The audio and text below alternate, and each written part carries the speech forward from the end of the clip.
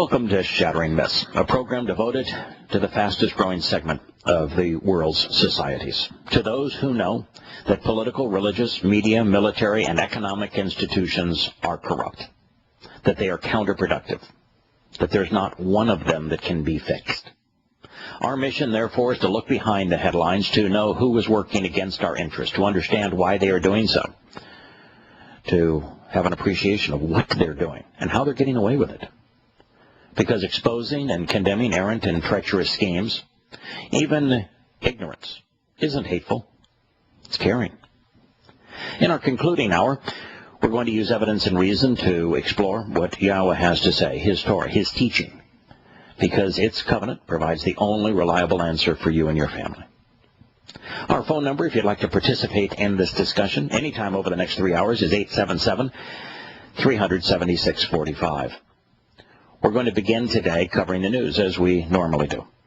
And then we're going to transition to a remarkable prophecy that is going to be like no transition at all. It's going to be as if we are still talking about the news, but we're going to be reviewing a presentation of today's news that was written 2,750 years ago. President Barack Hussein Obama has warned Israel of international fallout if it does not endorse U.S. framework for a peace deal with the mythical people, although he didn't use that term, called the Palestinians. What he is saying is that he and his administration will lead the charge to impose severe financial, economic sanctions, political sanctions against Israel, boycotting Israeli products, that he will accelerate his sale of war materials to Israel's enemies while depriving Israel of even the spare parts to keep its defense running. He didn't say that the Palestinians are a mythical people, that there's no such thing as a Palestinian people nor anything akin to a Palestinian state. He didn't say, of course, that the people who call themselves Palestinians are terrorists, that in Gaza they have voted by a two-thirds majority for Hamas, which even the Egyptian government recognizes as an Islamic terrorist organization. And in the West Bank, they are controlled by the Palestinian Liberation Organization. It is the PLO that governs politics in the West Bank. This is a nation that says that it will not appease terrorists. It won't even negotiate with terrorists, and yet it's willing to give Israel to the terrorists. Now, the motivation for this is manyfold. One is that bashing Israel is considered enlightened. Yes, the enlightened journalists of the world, the enlightened politicians of the world, recognize that when they bash Israel, when they blame Israel, that their constituents love them. The world is still very anti-Semitic. Also, Israel doesn't have large reserves of natural gas or oil, and the Islamic countries do. And the de facto currency of the world now is oil. And enriched with this ill-gotten gain, the Islamic countries are able to buy massive amounts of weaponry, which is extremely profitable for countries and their exports, such as the United States. It's really that simple. There's also this tendency of countries to not heed the lessons of history, to not recognize that when Neville Chamberlain ceded the high ground of Czechoslovakia to Adolf Hitler, he empowered him. He didn't assuage his anger.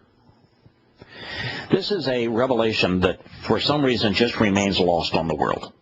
That those who are enraged, those who are indoctrinated to hate and to kill, never see a concession as being satisfactory. It's just an entree to the next step, the meal itself, which is the destruction of the foe. In the concession of Czechoslovakia to Adolf Hitler, what it did is it cemented Adolf Hitler's position and credibility with the German military. Prior to that time, the military was actively considering coups to remove him from power. They thought that what he was proposing was going to be suicidal for the nation. But once he was able to coax a concession out of Britain to give the Third Reich Czechoslovakia, the military said, maybe the man really is a born leader. Maybe we should trust him. He's able to win vast territories and vast concessions. And it galvanized support for Hitler, who 6 months after the concession invaded Poland and started World War II. The exact same thing's going to happen with these Muslims. As a matter of fact, the prophecy that we're going to consider speaks of this very fact and then condemns America in the midst of it for playing the role of Neville Chamberlain. There is no such thing as a Palestinian. The last Philistine was killed by the Assyrians 2,600 years ago. Not a single Palestinian Philistine survived. Not one. There has never been a race of people known as Philistines, of Palestinians, ever. And this notion that they are the indigenous people and that this is their land and that the Jews stole it from them is completely counter to all historical evidence.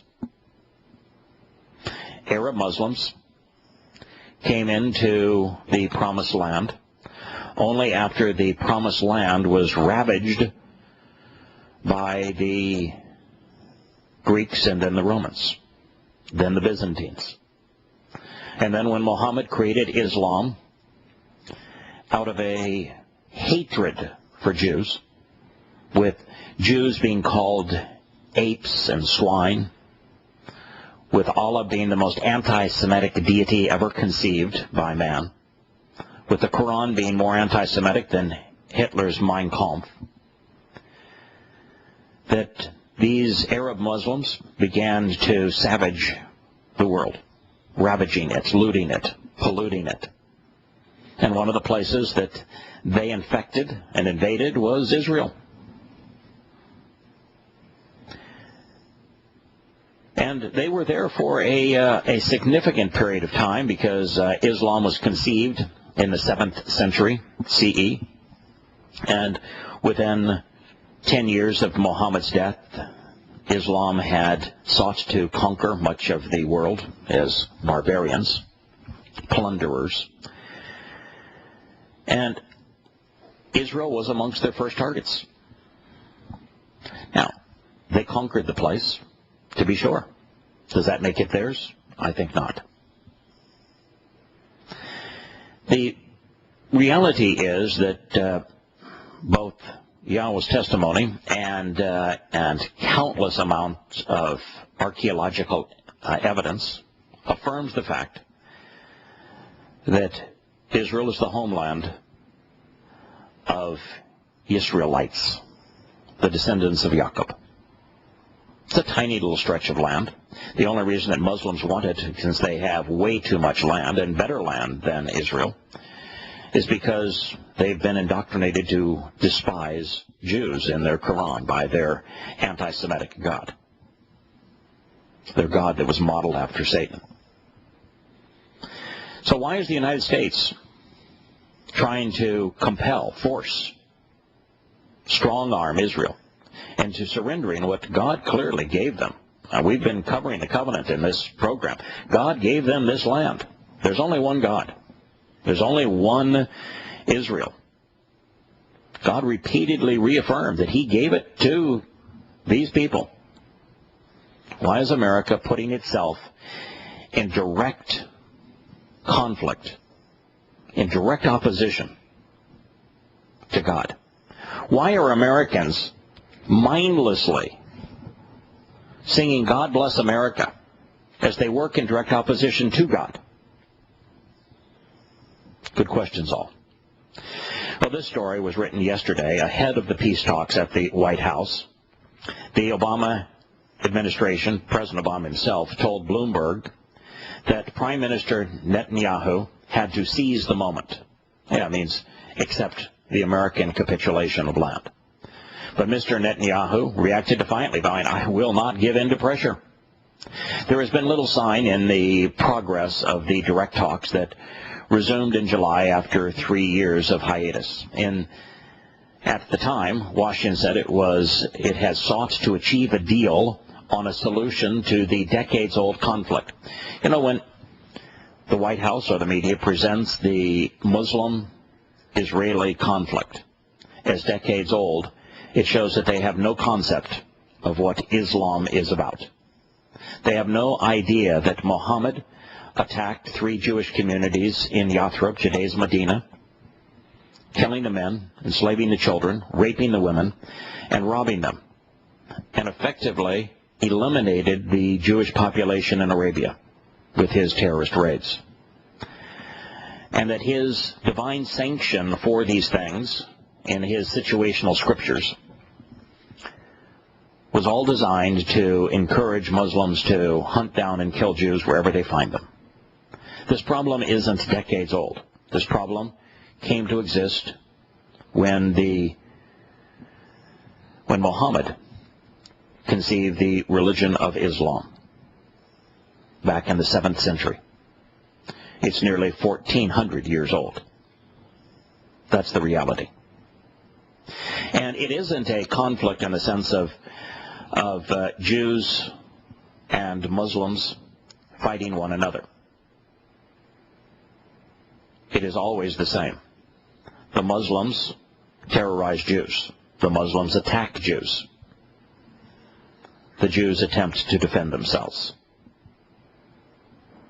There is no symmetry to this battle. There is a good side and there is a bad side. It's one of the very few conflicts in human history where there is consistently a good side and consistently a bad side. So why is the United States on the side of evil? This is a clear-cut, easy choice. Israel should not be surrendering the land that God gave them for promises of peace from those who have never known peace.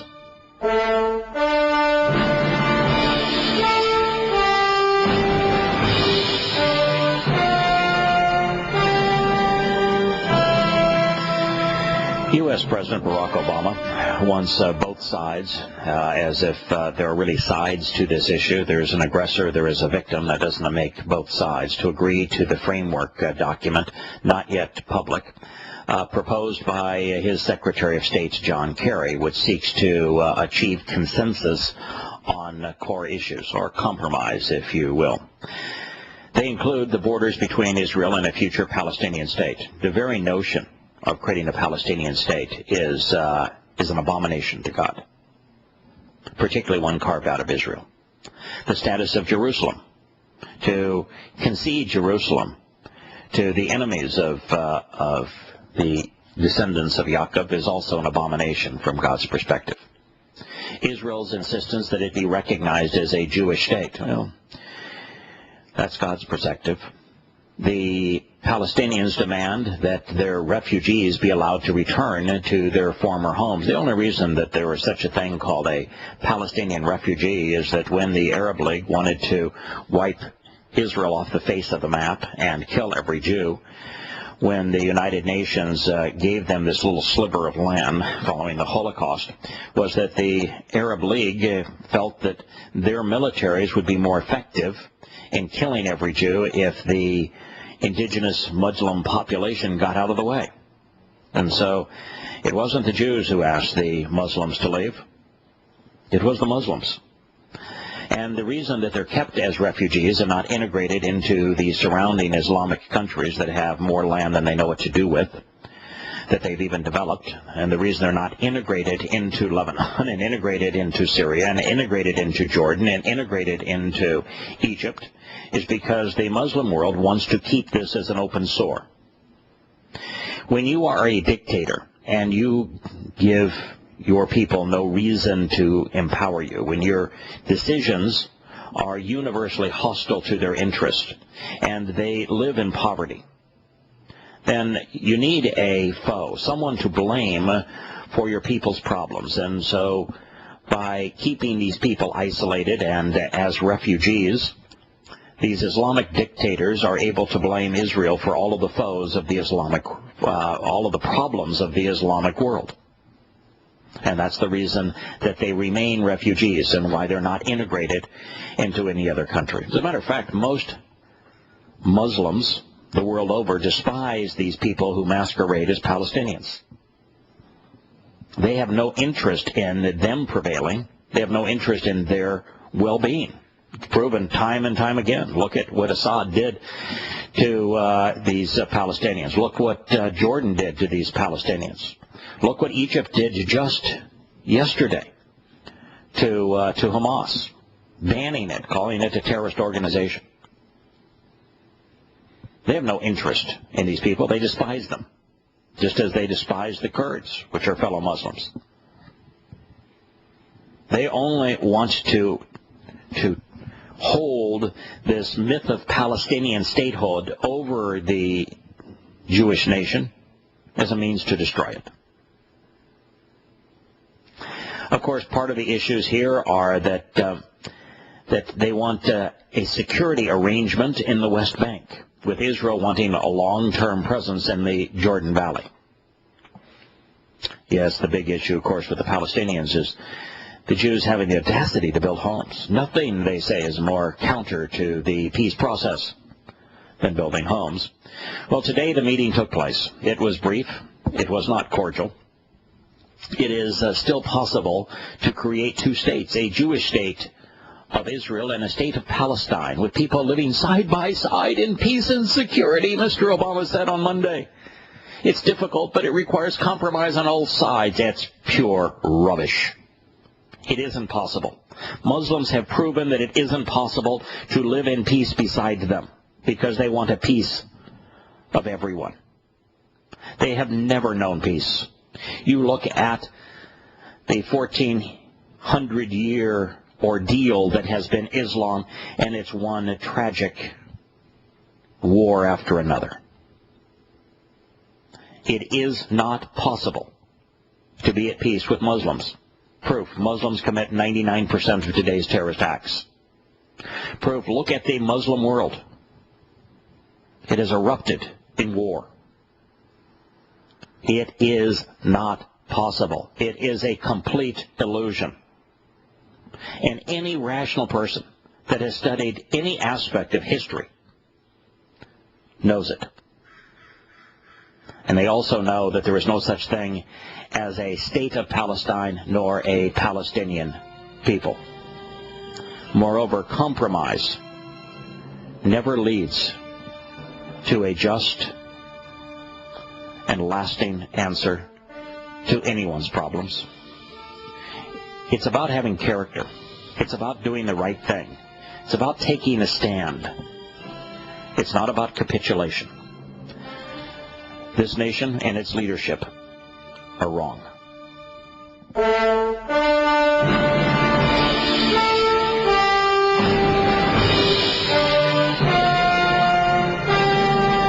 State, John Kerry, has been shooting off his mouth a lot recently. He's been accusing the Chinese of egregious behavior, even though the Chinese behavior is the same as the United States. He's been accusing the Russians of bad behavior, even though their behavior is the same as the history of the United States.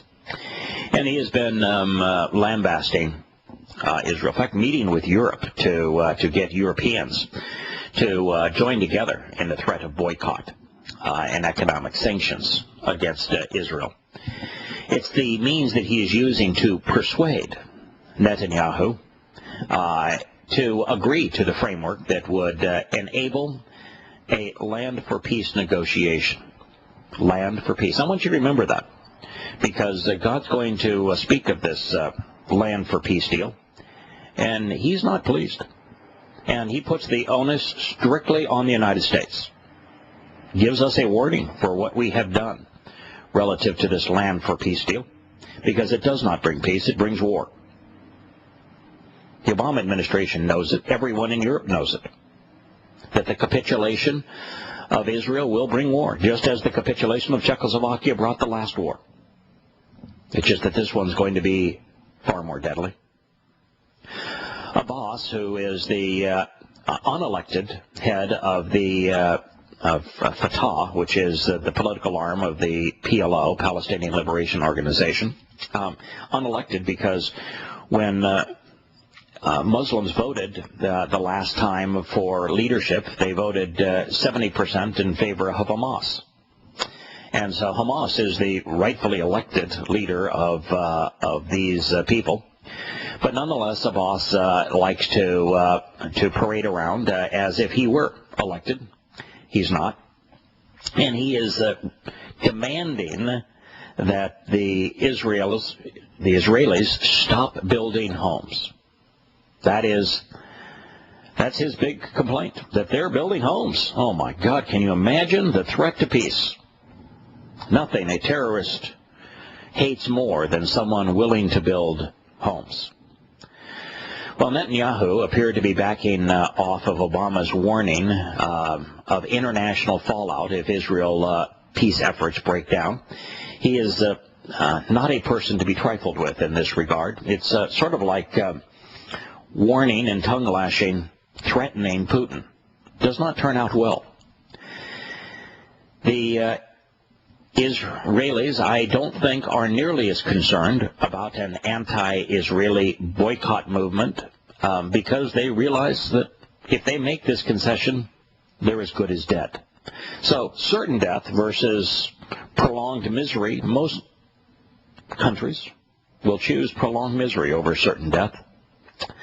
This article says that further complicating the talks, the Israeli government has showed that construction starts of settler homes have more than doubled.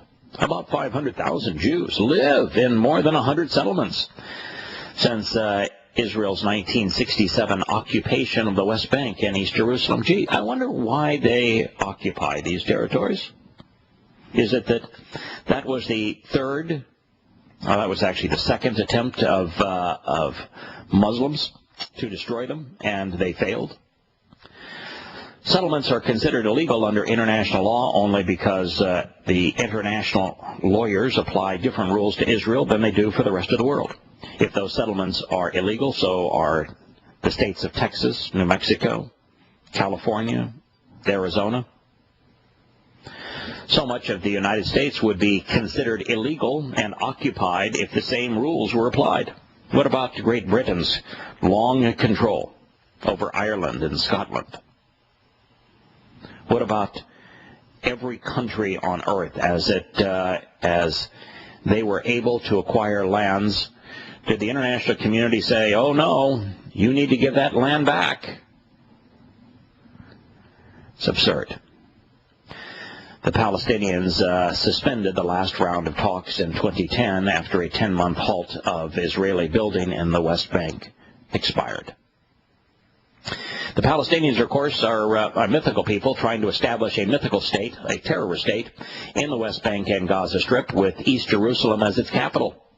Israel captured those areas in the 1967 war when it successfully thwarted an all-Islamic assault against the country.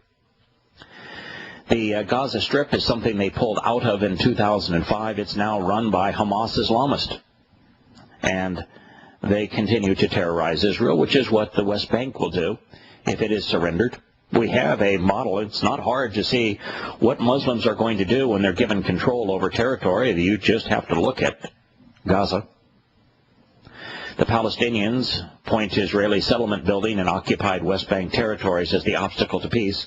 They don't point to the rockets being launched by Hamas. This is an absolute tragedy. And it's a travesty for the same reason that the way the United States is reacting to Syria and now to the Ukraine is a travesty. We speak out of ignorance. We are grotesquely hypocritical. What we say is counterproductive. What we do is counterproductive. And so Netanyahu used this occasion, the 3-hour meeting with Obama, to once again lecture him, as he famously did in 2011, on the long struggles of the Jewish people as they sought to counter Islamic terrorism, the Islamic assault against the country, and to counter Obama's call to base a peace agreement on the borders that existed before 1967 in the Middle East War. You know, it is information that the entire world needs to hear, but it doesn't make any difference. To a person as grandiose as Obama, as a person as political as Obama, evidence and reason are meaningless. They're immune to them, just as they are immune to evidence and reason when it's deployed regarding the Ukraine, even Syria. Today, a court in Egypt has banned all activities by the Palestinian Islamist movement Hamas and ordered a seizure of its offices and assets. Hamas, like the PLO, was conceived in Egypt. And yet the Egyptians are smart enough to recognize that Hamas is an Islamic terrorist organization and have shut them down, have banned them. And yet America wants to give them a nation. It's pretty amazing, isn't it? The Islamic nation, Egypt, recognizes that Hamas is an Islamic terrorist organization, has banned them and has shut them down, and yet America wants to give them their own nation. Boy, are we on the wrong side. Egypt's interim government designated the Muslim Brotherhood a terrorist group in December, 5 months after President Mohamed Morsi was ousted. A Hamas spokesman, Sami Abu Zuri, condemned the court ruling. The decision harms the image of Egypt and its role towards the Palestinian cause. It reflects a form of standing against the Palestinian resistance. Well, it does hurt the Palestinian cause because it shows that there really is no such thing as a Palestinian. There are only Islamic terrorists. And Egypt has exposed, has condemned, has judged, and has banned the most formidable of all of these Islamic terrorist organizations in terms of its hatred of Israel. It is the Islamic terrorist organization that was popularly elected by the mythical people known as the Palestinians. It is the terrorist organization that if America gets its way and creates a Palestinian state, will control that state. And yet the Egyptians, who conceived them, who know them infinitely better than anyone in America, just banned them as a terrorist organization. Egyptian Foreign Minister Nabil Fahmy told a news conference that he was not aware of the ruling, but he says whoever threatens Egypt's security should understand that there will be consequences. Hamas is perceived as a threat to Egypt's security. So what do you think they are in terms of Israel's security? How in the world could you have a Palestinian state controlled by Hamas create a condition where Israelites could live in peace and security, when the Egyptians can't even live in peace and security in proximity to Hamas? Hamas, which governs the neighboring Gaza Strip and was elected to control the West Bank, was founded in the 1980s as an offshoot of the Muslim Brotherhood, and therefore the group have close ties. Well, the fact is that every Islamic terrorist organization on the planet of Sunni persuasion was conceived by the Muslim Brotherhood. All of them. Since the overthrow of Mr. Morsi, the authorities in Cairo have accused Hamas of interfering in Egyptian affairs and conspiring with jihadist militants based in the northern Sinai Peninsula who have carried out attacks on government security forces, killing hundreds of security forces and civilians in the region. Hamas is a deadly, destructive terrorist organization. And yet the Obama administration wants to give them control over the land that God himself gave to the Israelites. It is an amazing juxtaposition of news, is it not? what Egypt has declared this day and what the President of the United States had to say on this day.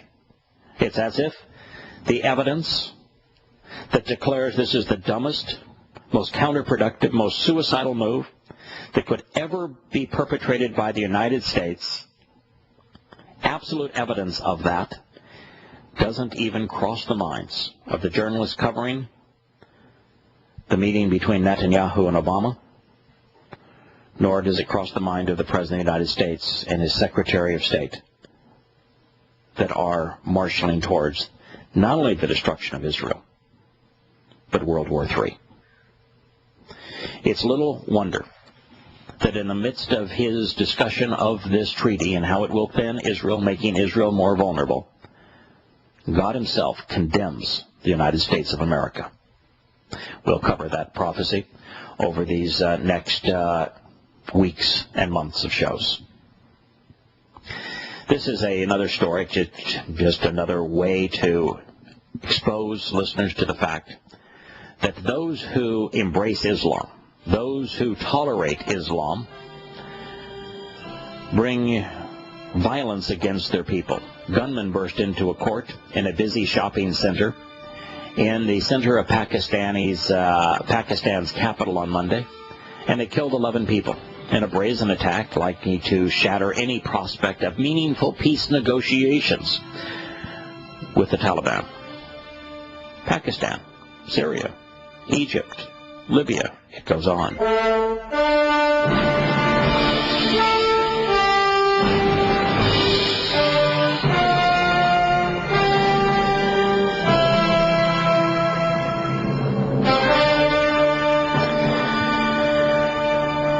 Police said that 30 were wounded, in addition to those who was killed, including the judge, when the Islamic gunman opened fire, spraying bullets at everyone. No one, of course, immediately claimed responsibility, but the attack is likely to show that the Taliban's leadership, which declared a month-long ceasefire over the weekend, was the perpetrator. So here's peace and security, of course, with Muslims. They announced a ceasefire and over the weekend, and then on Monday they went into a court and with automatic weapons killed people, turning the courtroom into a pile of rubble and pools of blood. A couple of words on the Ukraine. Turns out that the Russians haven't sent troops to the Ukraine. They have sent troops into the Crimean Peninsula, but it's an autonomous region. Putin says that there is no need yet to send Russian troops into the Ukraine. Russia reserves the right to use all means to protect its citizens. The Ukraine, for better part of 250 years, 300 years, was integrated into Russia, and it has never really been independent. Even the last 20 years, where it's declared its independence, it has been totally dependent on foreign governments for handouts. It was much better off integrated into Russia than it is separated from Russia. He denied Russian troops had besieged the Ukrainians in Crimea. He said all troops there were pro-Russian self-defense forces, whatever that might mean. Putin called the toppling of President Viktor Yanukovych following mass protests an anti-constitutional coup and an armed seizure of power. He's right. But that doesn't seem to matter, because America's Secretary of Ill Fate, John Kerry, is in Kiev, bringing $1 billion of American taxpayer money with him. Yes, let's reward the anti-Semites there in the Ukraine. Now, the fact is that they're anti-Semites. They brought this on themselves. Their indulgence, their lack of personal discipline, has bankrupted their country. Their unwillingness to work. They have been an independent country for a grand total of 20 years, in which point they've already had 2 armed insurrections, 2 revolutions. This one was preceded by the Orange Revolution. It is a country of wholly corrupt politicians and wholly corrupt individuals trying to impose a new set of politicians. We can't fix the problems in Ukraine. It isn't our sphere of influence. We ought not even use the term sphere of influence, but we have nothing to gain and everything to lose in Ukraine. Our taxpayers' money, we just squandered $1 billion. And all we're doing is exacerbating the likelihood that the world engages in war.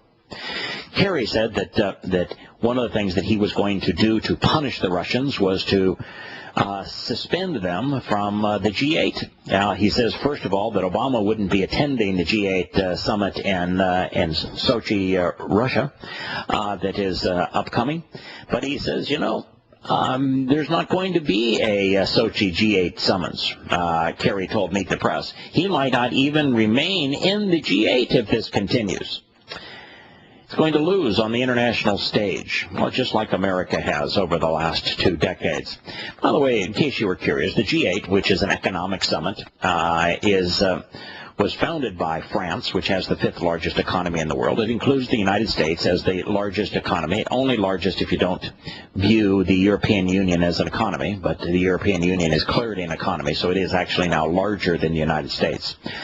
It includes Japan, the 3rd largest economy, although the Japanese economy is rapidly shrinking. Germany, which at the time was only West Germany, but combined East and West Germany is the 4th largest economy. France, the 5th. UK is the 6th. And Russia is the 8th. Italy is the 9th. And America's out. Canada. I don't want to besmirch the Canadians, but they have the 11th largest economy, and yet they're in the group of 8 largest economies. Somebody obviously can't count.